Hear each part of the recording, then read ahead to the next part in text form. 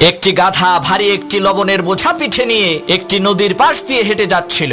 বোঝাটি এতটাই ভারী ছিল যে তার খুবই কষ্ট হচ্ছিল। হঠাৎ তার পানি পিপাসা লাগলো। নদীর পাড়ে দাঁড়িয়ে পানি খেতে গিয়ে পা পিছলে নদীতে পড়ে গেল, যার কারণে তার পিঠে থাকা বোঝায় কৃত সেই লবণগুলো নদীর পানিতে মিশে বোঝাটি হালকা হয়ে গেল। গাধা তো মহা খুশি। সে মনে করলো সে বিশাল বড় একটি জিনিস আবিষ্কার করে ফেলেছে।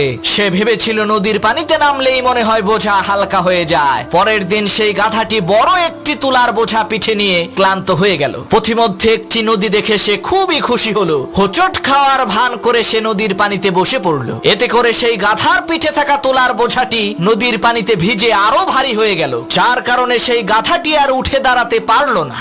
ওই গাধার মতো কিছু পাপী আছে যারা নিজেদেরকে ওই গাধার মতোই বহুত বড় জ্ঞানী আর বুদ্ধিমান মনে করে, কিন্তু কয়েকদিন পরে এমন ধরা খায় উঠে দাঁড়ানোর আর শক্তি থাকে না।